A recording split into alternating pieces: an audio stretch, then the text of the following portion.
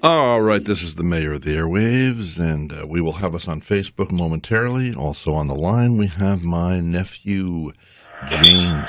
Hello, James. How are you today? I'm doing well, Uncle Rhett. How you doing? Okay. How are things up in Connecticut? Things are well. It's not the best weather day, but that's fine by me. Mm-hmm. I work inside. All right. Now, who do you have on the line for us today, James? We have Mary Stuntz, a fellow adoptee that I've gotten to know through the support groups on Facebook. Okay. A fellow cribmate. Good morning, Mary. Good morning. Okay, we got to work on the sound here. I'm a little too loud. This mic needs to be turned down here, and Mary is overmodulated. So let's work on that a little bit. All right, everybody there? Okay. Yes, I'm here. Okay, now I can hear everybody fine. All right. How are you, by the way, Beverly? Good morning. Coffee's ready. Your badge is upside down. Okay. And Mr. B, could you please get us in here and get us on Facebook? So, thank you. So, I apologize for all this. I've been told not to do these sort of things on the radio, but what the heck? We got to do what you got to do. Yep. So, tell us about your story and why you're on today. I'm assuming you're talking to me. Mm-hmm. And James asked me to do this, and I just felt it was the door I needed to go through to take my story a little bit further. As he said, I'm an adoptee. I'm 64 years old, so I was a baby scoop era adoptee. Mm-hmm. And I'm also a retired ER trauma nurse. And when I retired 4 years ago, I couldn't relax. And I figured out that, okay, I have some PTSD from spending 30 years in high-stress positions. And, working in some of the largest trauma facilities in the country, like Grady in Atlanta and Jackson, Miami. And so I just wanted to relax, and I never expected, didn't even see this coming. All of a sudden, all of these feelings about being an adoptee came roaring back. And these were things I settled 30 years ago, the things like not belonging, never being good enough. How do I fit in here? Where do I fit in there?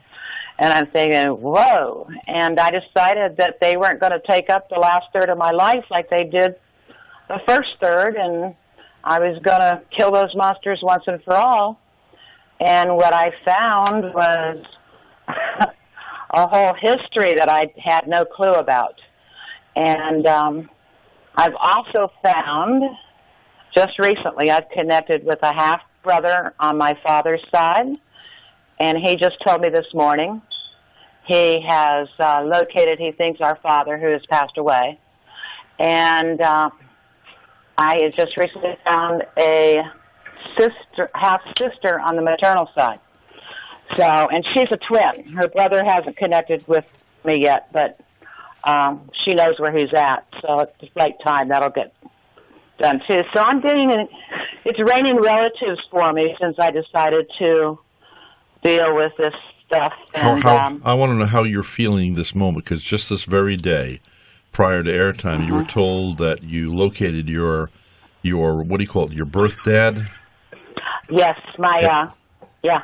And It'd so, be my birth father. okay, and now that you find out that he's dead, which is what happened to James too, because my brother was James's dad, and by the time he got in touch with us, my brother is dead, and also my niece, who never got to meet her father, which is my brother.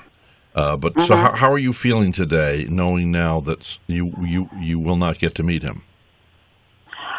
I'm okay with it. I mean, it'd be nice if I could, but the sense of grounding that I've gotten just having siblings on both sides, at my age, I didn't really think I would ever find a live parent anyway. So this is, the whole thing has been kind of surrealistic. But I'm just enjoying the connection and the deeper grounding that came with having been contacted and connected with biological relatives. So now you in the promo that I got, the background on you, it says you had old feelings about being adopted came back with a vengeance. These were things I thought I'd settled over 30 years ago. Now, you and I are the same age. I'll be 64 next month, November. So you and I we were in kindergarten together, romper room together, but I lost my dad the day before my 5th birthday. I was adopted, but my mother was alive. She married a man, and he adopted me. It didn't work out too well. He was very abusive. So I guess I might know a quarter of what you're feeling. But I never felt like adopted, even though I was adopted. But that was it's not really comparable. No offense. Well, that's for me to decide. But I'm on my own. I'm deciding that it's not comparable. I know that. Yeah. But it could be. It could be comparable because everybody's different. You never know. The fact you could be adopted and then be abused by a guy for 6 years vocally. That I don't know, but it is a totally different thing because all of a sudden you wake up. And I had my birth mom, as you call her, right? Natural mother, yes. Yeah, natural mother. Is that what you call them? Natural mother, birth mother? It's the nicer way to say it. A lot of people use birth mother, though. It's a common way to say it, but it's a little bit nicer to say natural mother. What did they used to say? The industry made up the name birth mother. Oh, birth mother. That was a psychological ploy to get mothers to disconnect from their own children. Oh. And to groom them into being comfortable giving up their child. Because I don't know, I'm kind of tiptoeing around here on broken glass because I don't know what vernacular to use. You know what I mean? Like, you're safe. I know, it's a thin fence. When you say birth mother, everybody knows what you're talking about. Yeah. If you say natural mother, it's more out of respect towards our mothers because that's who they were. It also gives an adoptee a sense of continuity. And that goes along with what you were saying about, well, I'm kind of adopted, but not that's what the trick is. It's the continuity. It doesn't matter if my father was Jack the Ripper and my mother was Lizzie Borden.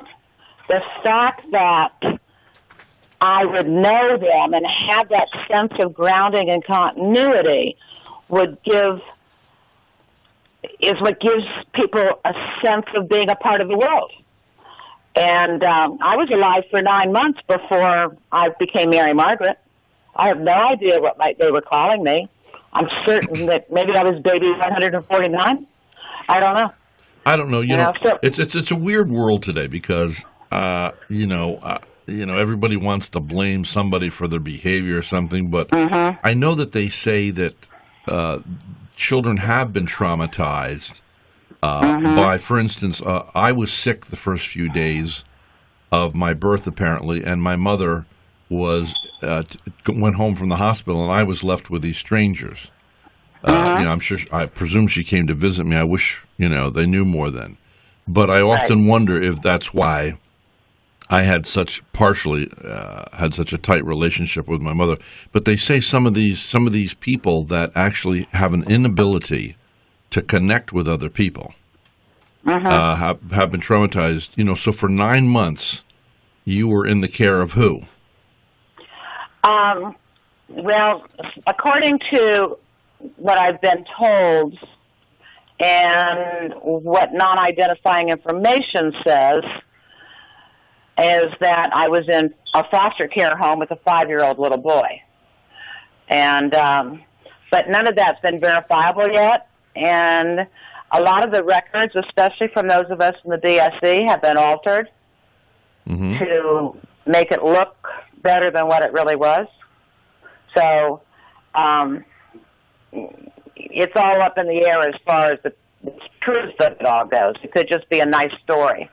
Those of us, now that we can connect with each other, we're finding out that a lot of the letters that were sent home or sent to our adoptive parents along with us were form letters that the foster parents filled in. And here my mom had my adoptive mom, who I call Mom. My mother is the one who birthed me. My mom is the one who raised me. And hold on, say that again slowly. You're what? My mother is the one that gave birth to me. She gave me life, and my mom taught me how to live it. Okay, but this is your chosen vernacular. This isn't yes, pervasive. That's what works for me. Okay. Exactly. So, because they're both they're both my parents.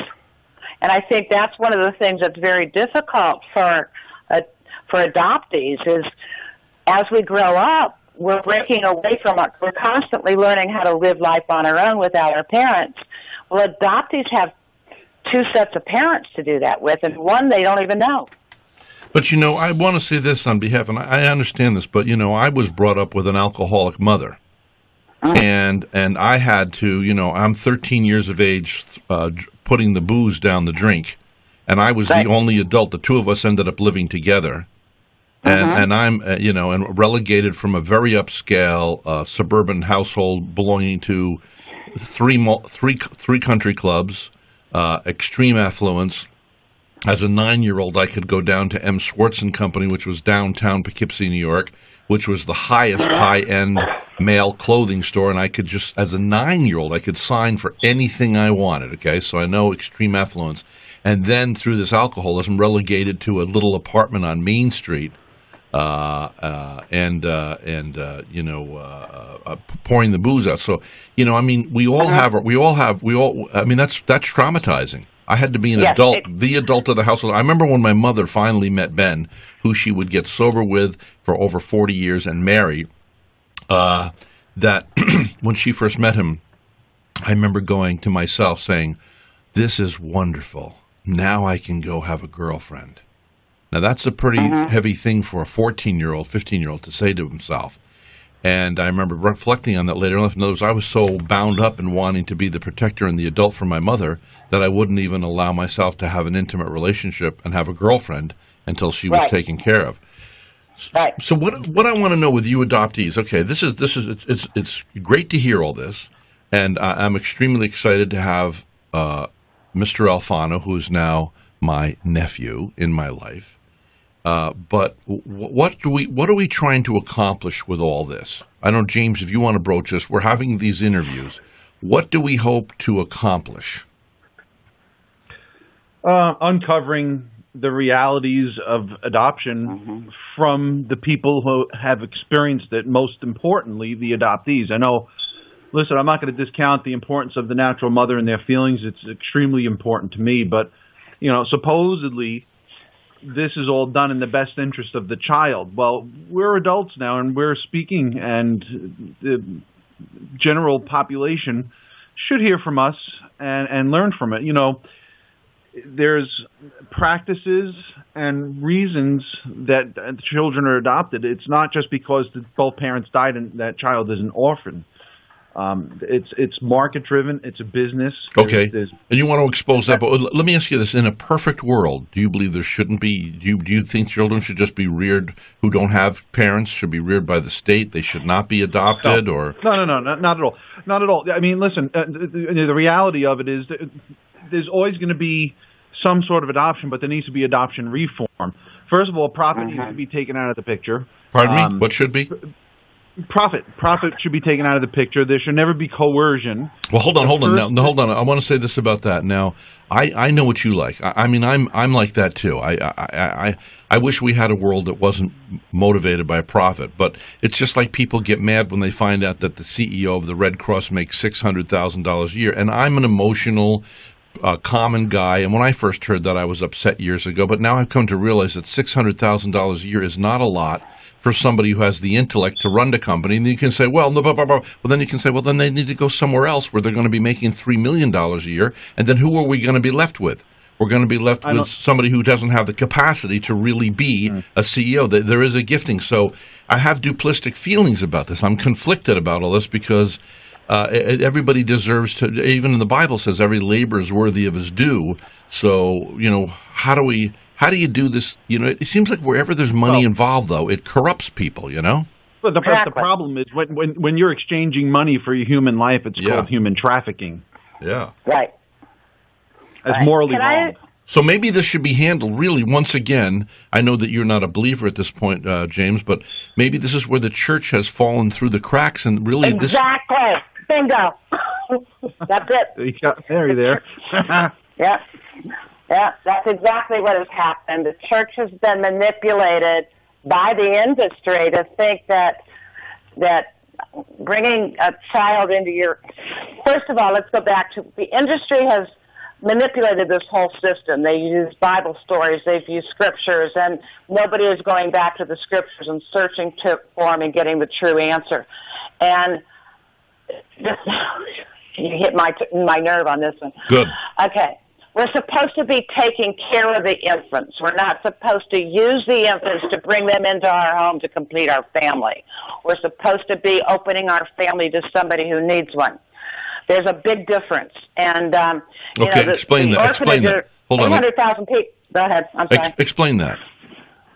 What about the difference between finding homes for children or finding children for your home? Yeah.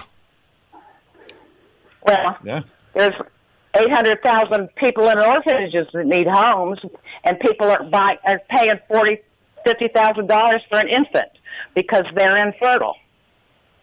You know, there's no place in the Bible that says take the baby. Even in Solomon, which is a great one for the adoption agencies to manipulate, they say, look, the mother said give up her baby to save its life. And they stop with the story there, coercing the young mother to be this selfless martyr and giving up her child. When the rest of the story is Solomon in his infinite wisdom gave the baby back to the real mother. That's the whole story. We need to be finding a way to take care of the mothers and their babies.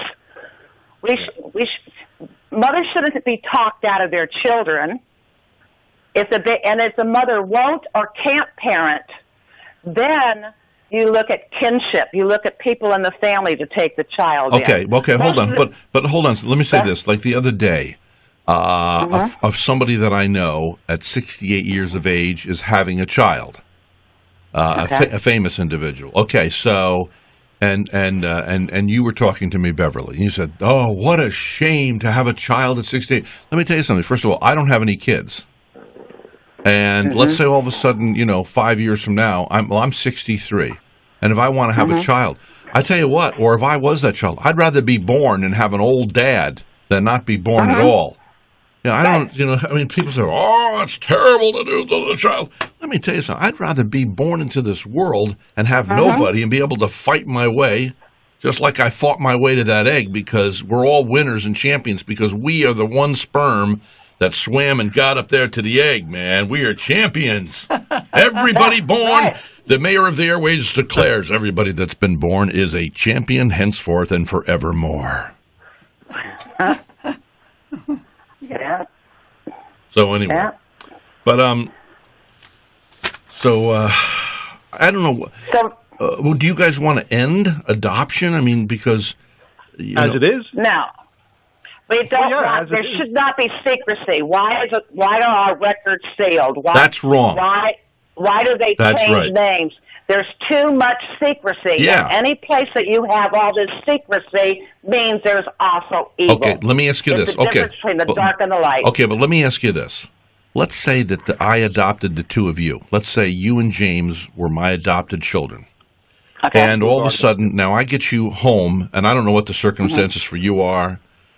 Maybe you had drug-addicted parents. I don't know what the heck's going on. And I decide that I want to give you guys a good life. Well, all of a sudden, we're a year, let's say you're twins. Okay, so that you two are in my house. Now, I have fallen in love with you. I'm willing to sacrifice myself. I was a single guy. Now I work. Everything I do is for you two. And then somebody comes along and says, nah, the birth mother has changed her mind. We're going to tear this child away from you. That's just as wrong. Because, again, you've got two adults that aren't thinking about the kid. And you've got people that... The thing of it is, it's the continuity. There is a natural plan to birth and human development. And as we're growing in our mother's wombs, our brains are growing. We're born, as humans, we're born with an incomplete brain. It's not fully developed until the age of 3. And to break that bonding and that developmental process any time before the age of 3, when it's 80% developed, and then 5 at 90%, will due to developmental trauma. It's a traumatic brain injury. It stored in the limbic system and triggered then later on in life. And it's all based on the fact that the continuity is being changed. The root system is being changed to the tree. You can't grow up strong if your root system's being screwed with. Okay, listen. You bring the mother into your home, or how can we work together?